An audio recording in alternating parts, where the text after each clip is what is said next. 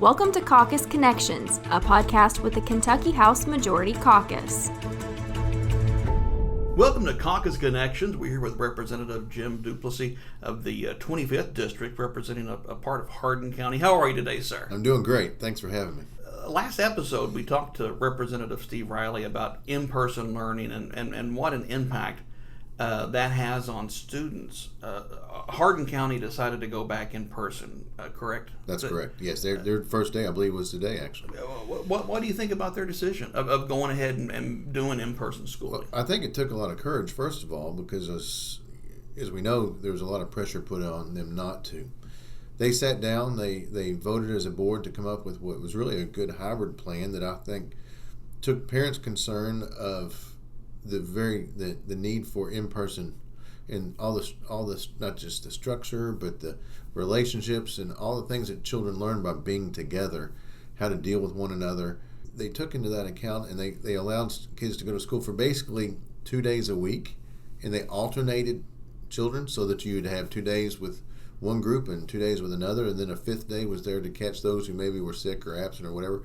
So they really put together a well thought out plan that managed to social distance, managed to thin the herd, if you will, by not having so many people in the school at one time, and still putting folks together to teach those in-person things that every child needs. And it still gives them kind of that social, the social experience too, doesn't it? With each other. That's my point. Is that the social experience that you have, learning how to get along, learning how not to get along, and how to deal with that, and all the things that go along with that, with in-person teaching that goes along, and as good as Zoom and all these other things are, nothing's as good as a teacher seeing the students, being able to put his or her hands and eyes on those kids to see what, this kid's learning, this kid's not, and they can see it so much better from their perspective in the classroom. So that was one of the things we talked about last week too, was there will be some of these teachers, it's not like the NTI that they had last year. There will be some of these teachers with kids that they've never even met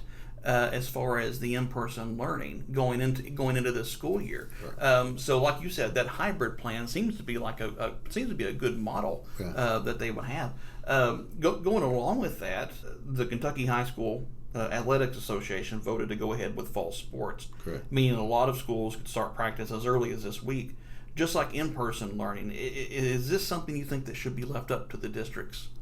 Absolutely. I mean, the state should give the districts the data, and then the districts should determine for themselves what's best for them. Because what's going on in Jefferson County is not going on in Lyons County. What's going on in Hardin County is not going on, in Hazard County. And statistics that are being used as a broad brush to shut down activities doesn't make sense everywhere, and we need autonomy, and it's imperative that we give that to our schools. Schools have always asked for that from the state, and this is no exception. Sports is a vital part of the school experience. It's a vital part of we have kids who are academic. We also have kids who are athletic, and both of those need to be brought along in proper ways, and you just can't do it if you're disallowing sports. So it's an important part of the school experience that we need to continue. Someone had a good point earlier. Is in many ways, sometimes sports is the only thing that'll keep a kid in school. Sometimes, and we've all seen that child that he's doing his best, and he's trying somewhat in school just so he can stay on the team. And without that incentive, he'd fall off to the side. Not so much, I'm sure there's girls that are the same way, but so many boys fall into that who need that incentive to be on that team will continue to learn. So, and then also, if you even look at scholarships, how many kids that get sports scholarships down the road, that could make all the difference in really breaking a cycle in their family, isn't it? Of giving them a chance to make it beyond where they are. And I'm sure that's the case. Percentages probably aren't that huge, but it absolutely does help some of those who would never been able to do it without sports. But I think it's bigger than just that. I think you build self-esteem. You build team building with other people. There's so much that comes out of sports. Not just the competition itself. And it's important we continue that. Of course, today, too, there were a lot of folks here at the Capitol to tell the governor that they want their children to play, that they want their kids involved in these high school sports. Talk a little bit about that. The name of the group was actually called Let Them Play. Let Them Play, and, yeah. And it was a Facebook, I believe it's Facebook, some social media group that has come together. I think there's over 10,000 members of concerned parents who want their kids to be able to play. Let us decide what is right for us, like we talked about a second ago. You know, maybe it doesn't make sense in Jefferson County. In Jefferson County at KHSAA, both of their people voted no. The rest of the state voted yes. So let's let these folks figure it out. Let's don't have a broad brush statement from one person, from the governor that controls 4.5 million people. You know, a bunch of folks showed up at the Capitol today, and I don't know how many there were, but there's a lot of them holding signs out there just saying, let us play, let us determine for our children what's right. And, you know, they all make good points. We all know there's a risk when we play sports, whether it's coronavirus, a torn ACL, a broken leg. These kids have a lot more to worry about, really, than just the coronavirus. There's a risk when you do anything in life. We take a bigger risk driving to work. I think it's 600 or 700 folks died last year on Kentucky highways. It's a major, in the United States, it's about 30,000 a year. But we don't stop driving. We try to be safe. We need to be safe. And the same thing with the coronavirus. We need to be smart. We need to be safe. But we don't need one person deciding for all 4.5 million of us what's best for us. Give us the facts, give us the data, and let us make a good, well-informed decision.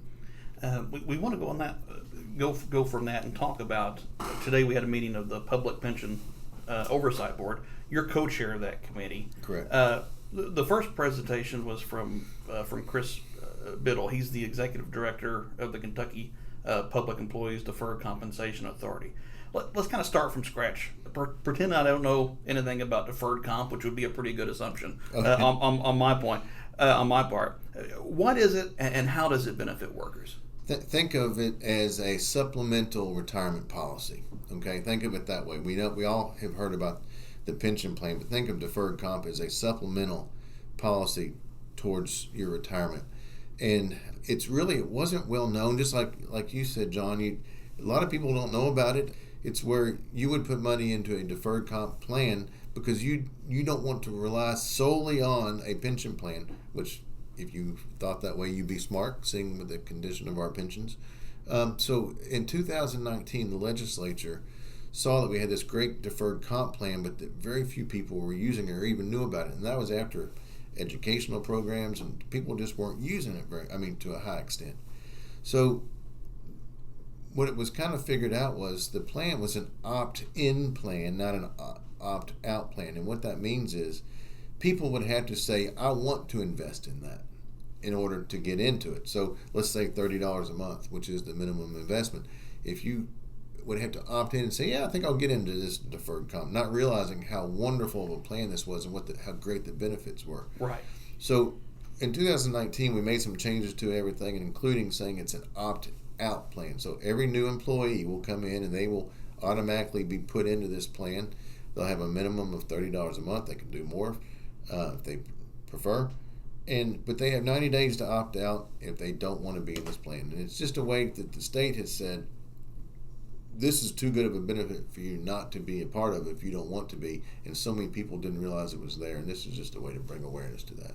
Were some people able to use some of their funds from deferred comp to help them through COVID-19? Did you find some of that was going on? So that's a great question. What deferred comp did for folks who lost jobs, you got to make mortgage payments, you got to buy food, you got to make car payments, insurance payments, everything. And if you don't have a job and we saw how bad unemployment has been. So many people weren't getting unemployment payments as well.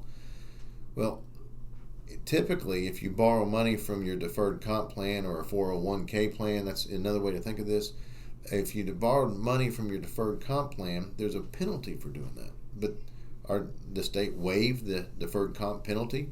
So over $5 million, I think it's almost 400 different folks borrowed money at an average of $17,000 to supplement their income while they were off of work.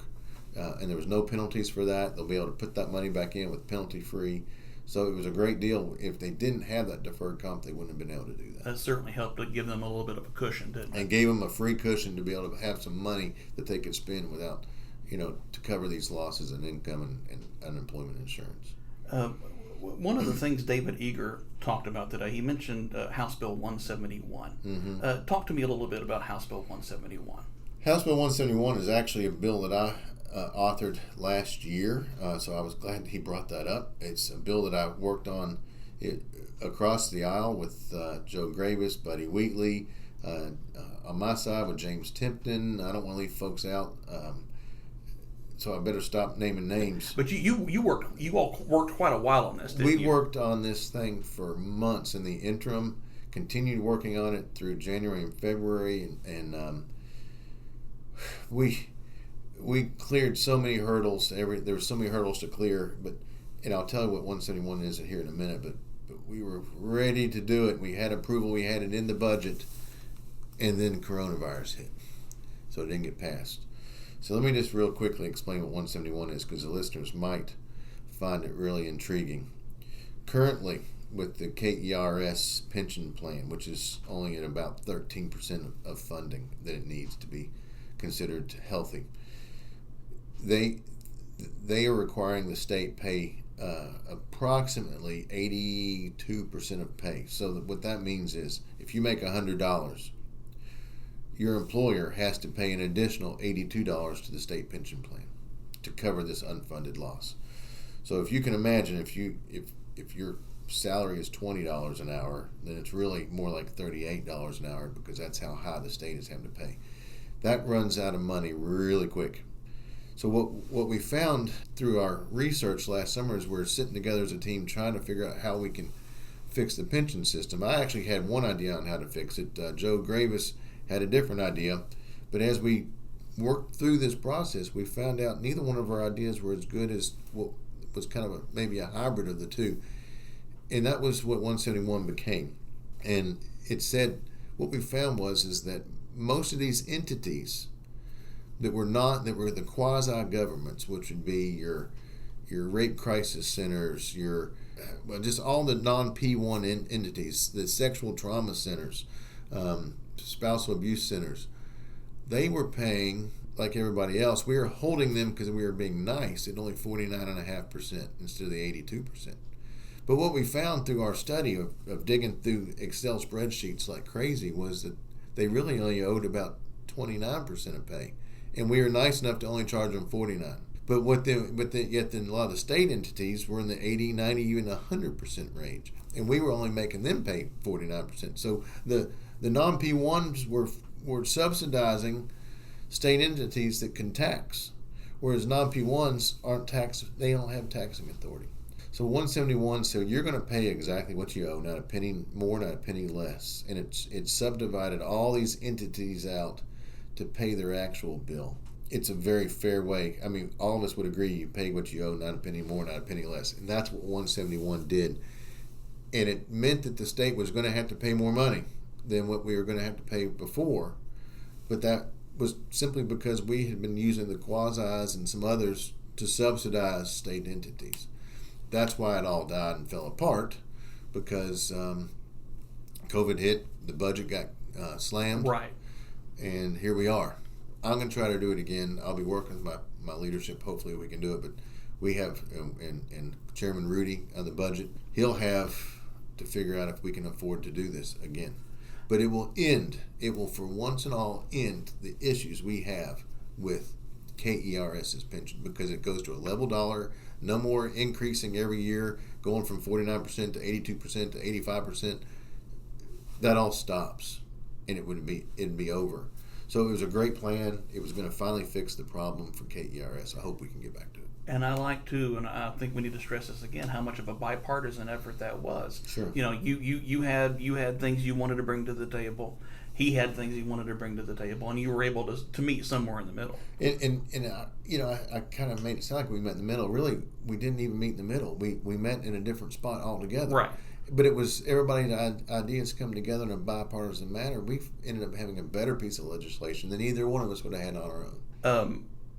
Talk to me about, and this was brought up today too, how this plays into things, the mortality rate. How does that come into play?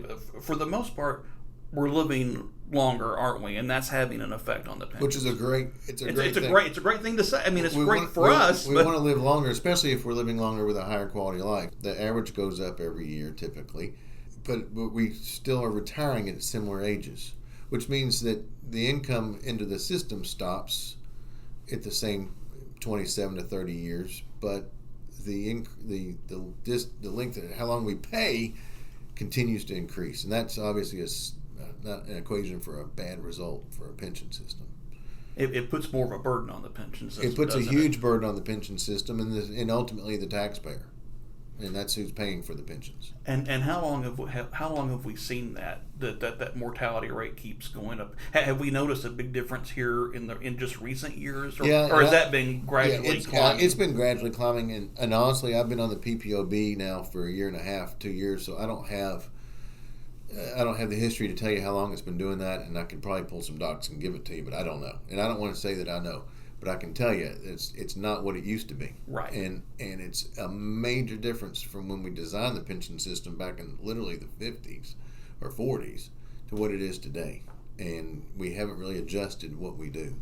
We have adjusted it somewhat on KERS or KRS. TRS hasn't had a change at all. You mentioned, I think in the meeting, you mentioned cash flow problems. Mm-hmm. Talk to me a little bit about that, as far as the pension goes, and what we're dealing with as a state. Okay, obviously we're going to have cash flow problems with this coronavirus. Yes. So I'm not referring to those, although I will point out some that were reported to us today. KRS has had actually positive cash flow, amazingly, now for several quarters, and I can't tell you how many, but it's actually been positive cash flow. So they're actually climbing out of the hole that they were put into slowly. TRS, on the other hand, is showing this on this report for the third quarter. I think it was $391 million of negative cash flow. They're losing cash at about a 2% rate, which is a lot. Now, the good news is they're doing really well on their investments, and the state is propping them up with an additional, I think it's $500 million. So when you add the state's extra $500 million or whatever that actual number is, plus the good investment results, that $391 million falls away and is kind of hidden in the spreadsheet. But if we had that $391 million going towards our unfunded liability, which is currently at 58%, we would climb out of this ugly hole that we're in and be able to get back to 100% funding again. But we have some structural issues with our program. The system, like you mentioned, people are living longer from what it was designed for. People are retiring just as early as they always have, even though they're perfectly healthy. So it's just put a big strain on the system. There's other issues as well, but that's a very good one. You pointed out is a very good one. Just to put it into perspective, when the plan was redone, I don't know, whenever the last time was, the teachers are putting in about 9.1%, and then another 3.75 for health, for a total of about 12.9. And the state was putting in for those two things about 13.1, basically a match, basically a 13 to a 13 match. Well, the teachers are still at a 12.9, but the state is now at 30%. So that's how much percent of pay.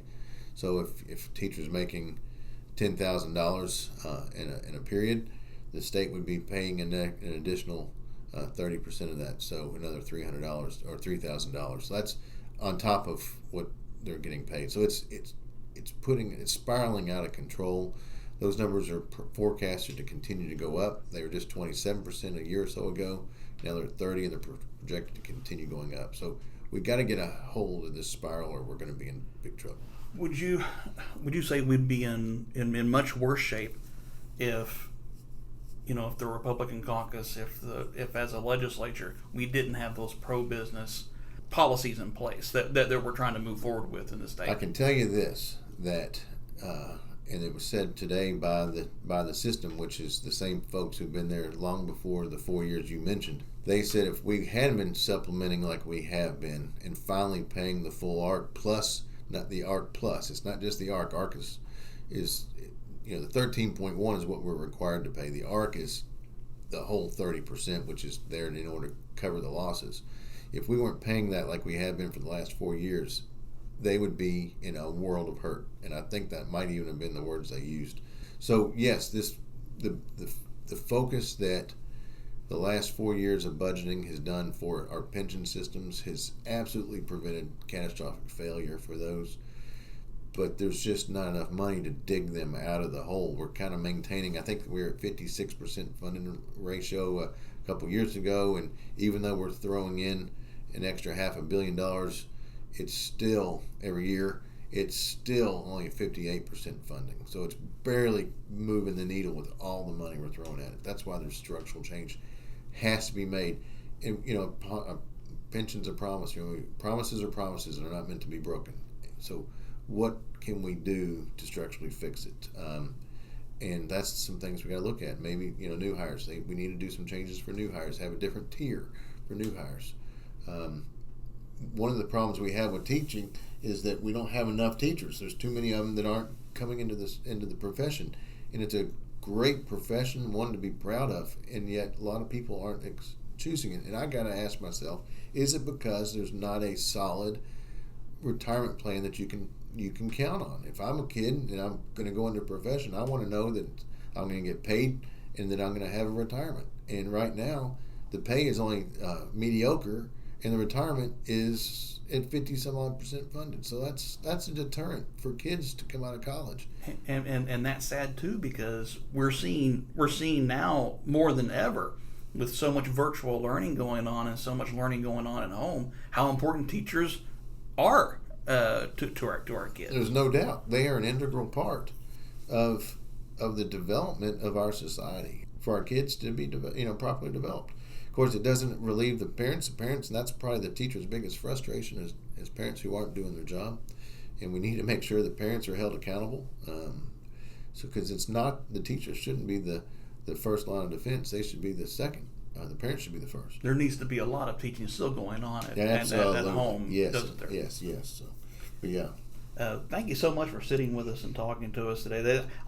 There's no way I will ever be able to wrap my brain around probably any of this, but you helped me more than you can possibly imagine. Well, I'm still wrapping mine, so it's understandable. I mean, these are a lot of numbers, and I hope folks that are listening can understand that we're poring over spreadsheets till your head hurts trying to figure out what the real answer is, and just to boil it down, we have a system that was designed a long time ago that won't be here 50 years from now if we don't fix it today. We can't wait 20 years from now. It'll be too late. Like you said, a pension is a promise, but we have to make some adjustments, don't we? You have to make an adjustment or you won't be able to keep your promise. Exactly. And we want to keep our promise. And so what those adjustments are, that's where we got to figure that out. I know there are things that can be done, and we need folks to realize that it's a real issue that needs to be fixed. So, thank you so much, Representative Jim DuPlessis of the 25th District, talking to us here on Caucus Connections. You've been listening to Caucus Connections. Tune in next week for another episode from the House Majority Caucus.